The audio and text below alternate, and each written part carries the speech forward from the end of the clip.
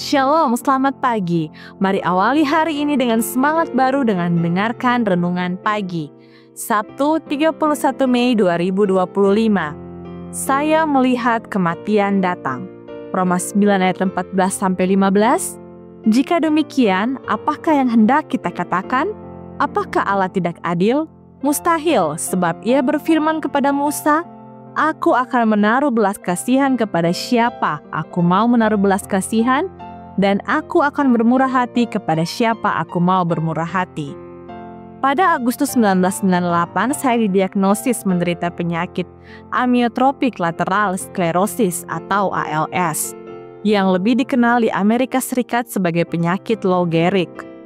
Dokter mengatakan saya hanya memiliki waktu 2 hingga 5 tahun untuk hidup.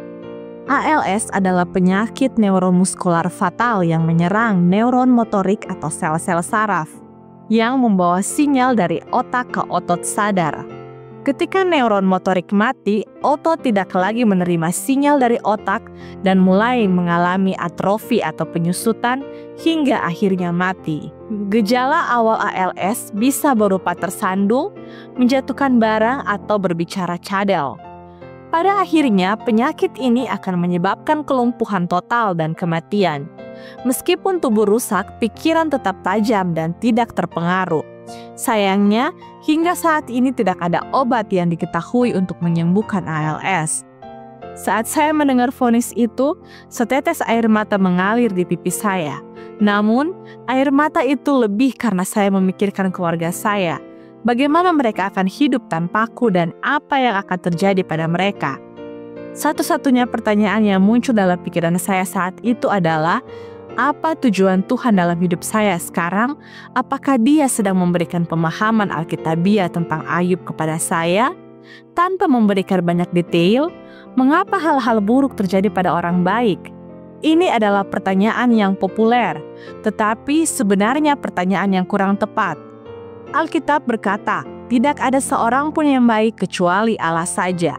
Markus 10 ayat 18. Oleh karena itu, pertanyaan yang lebih tepat adalah mengapa hal buruk terjadi pada beberapa orang dan tidak pada yang lain. Saat ini, Anda memiliki 2 pilihan. Melihat keadaan sebagai sesuatu yang kacau tanpa Tuhan atau teratur dengan Tuhan. Anda tidak dapat melihat satu hal pun di dunia ini tanpa melihat Tuhan. Roma 1 ayat 20.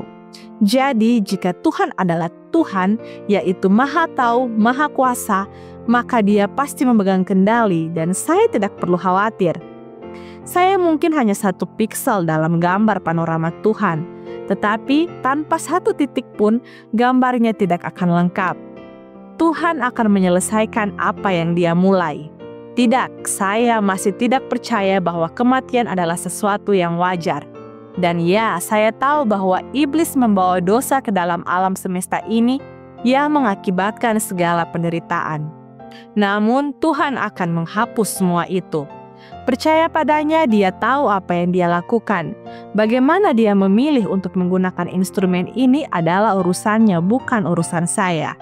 Ellen White pernah berkata, selama saya hidup, saya ingin selalu mengingat Kristus. Inilah tujuan hidup saya, untuk inilah saya hidup, untuk memuliakan Kristus dan memastikan kehidupan kekal. Inilah tujuan besar yang hendaknya menginspirasi semua orang. Sermon and Talks, volume 2, halaman 214. Kedengarannya seperti nasihat yang sangat baik bagi saya. Mari kita siap untuk menjalani perjalanan yang Tuhan berikan kepada kita dengan keteguhan hati dan iman yang percaya padanya. Thomas L. Brooks. Kiranya renungan di pagi hari ini dapat menjadi kekuatan bagi kita semua dan menjadi perenungan kita sepanjang hari ini. Amin. Mari kita berdoa.